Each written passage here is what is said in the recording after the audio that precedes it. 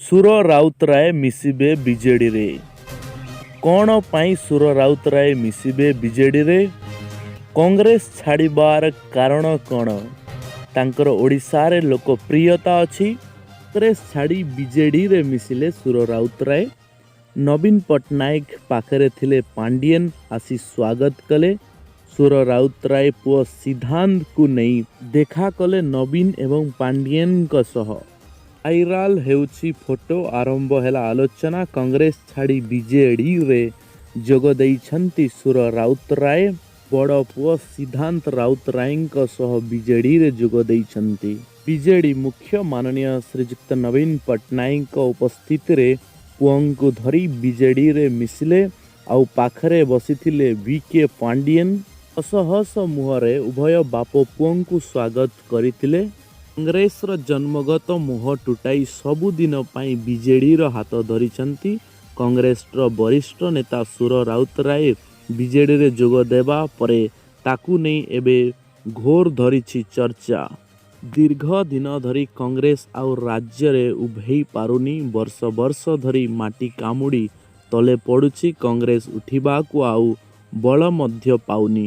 କଂଗ୍ରେସକୁ ନିଜ ହାତରେ ଗଢ଼ିଥିବା ବରିଷ୍ଠ ନେତାମାନେ ଏବେ ଧୀରେ ଧୀରେ କଂଗ୍ରେସ ମଧ୍ୟ ଛାଡ଼ୁଛନ୍ତି। କଂଗ୍ରେସକୁ ଫଳ ଫୁଲ ଦେଇ ବଡ଼ କରିଥିବା ନେତାମାନେ ଏବେ କଂଗ୍ରେସ ଠାରୁ ମୁହଁ ଫେରାଉଛନ୍ତି।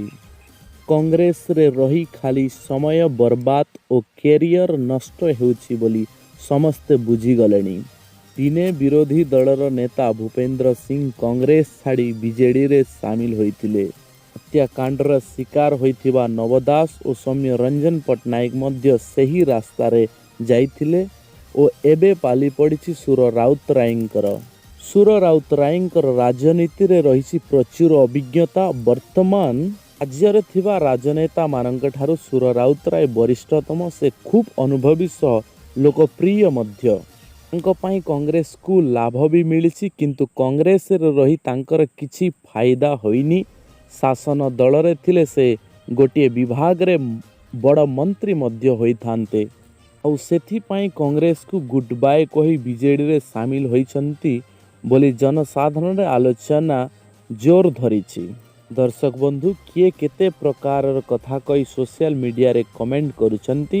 ସୁର ରାଉତରାୟ ତାଙ୍କ ପୁଅ ସିଦ୍ଧାନ୍ତଙ୍କ ସହ ନବୀନଙ୍କୁ ସାକ୍ଷାତ କରିବାରୁ ତାଙ୍କ ପୁଅଙ୍କୁ ନେଇ ବେଶୀ ଆଲୋଚନା ମଧ୍ୟ ହେଉଛି। ସୁର ରାଉତରାୟ ତାଙ୍କ ନିଜ ପାଇଁ ନୁହେଁ ବରଂ ତାଙ୍କ ପୁଅର ଭବିଷ୍ୟତକୁ ଆଖି ଆଗରେ ରଖି ଏପରି ନିଷ୍ପତ୍ତି ନେଇଛନ୍ତି। ସୁରଙ୍କର ସମୟ ଏବେ ସରିଗଲାଣି, କିନ୍ତୁ ତାଙ୍କର ପୁଅର ସମୟ ଆରମ୍ଭ ହୋଇଛି। ତେଣୁ ପୁଅର କ୍ୟାରିୟରକୁ ଟ୍ରାକ୍ରେ ପକାଇବା ପାଇଁ ବିଜେଡି ଏକମାତ୍ର ସାହା ଭରସା। ସେଥିପାଇଁ ପୁଅର ଭବିଷ୍ୟତ ସୁରକ୍ଷିତ ରଖିବା ନବୀନ ପଟ୍ଟନାୟକଙ୍କର ଶରଣ ଯାଇଛନ୍ତି। ସେ ଜାଣିଛନ୍ତି ନବୀନ ପଟ୍ଟନାୟକ ଚାହିଁଲେ ତାଙ୍କ ପୁଅ ରାଜନୀତିରେ ସଫଳ ହୋଇପାରିବ। ସେଥିପାଇଁ ସେ ପୁଅଙ୍କୁ ଧରି ନବୀନ ବାବୁଙ୍କୁ ସାକ୍ଷାତ କରିବା ଫଟୋ ଏବେ ସୋସିଆଲ ମିଡ଼ିଆରେ ଖୁବ୍ ଘୁରି ବୁଲୁଛି। ଫଟୋରେ ସୁର ରାଉତରାୟ ଓ ତାଙ୍କର ପୁଅ ସହିତ ମୁଖ୍ୟମନ୍ତ୍ରୀ ନବୀନ ପଟ୍ଟନାୟକ ଓ VK ପାଣ୍ଡିଆନ ଉପସ୍ଥିତ ରହିଛନ୍ତି। ତେଣୁ ଏଇଟା ତ ସ୍ୱାଭାବିକ କଥା। ଲୋକମାନେ ବିଭିନ୍ନ ମତରେ ଆଲୋଚନା କରୁଛନ୍ତି। ଏହା ନେଇ କେତେକ ଲୋକ ସୁର ରାଉତରାୟଙ୍କୁ ବିଜେଡିରେ ଯୋଗ ଦେଇଛନ୍ତି ବୋଲି ସିଧା ସିଧା କହୁଛନ୍ତି। ସୁର ରାଉତରାୟ ଏହାକୁ ଖଣ୍ଡନ କରି କହିଛନ୍ତି ଏହା କେବଳ ସୌଜନ୍ୟମୂଳକ ସାକ୍ଷାତ ଥିଲା ବୋଲି କହିଛନ୍ତି। RS news Odisha digital.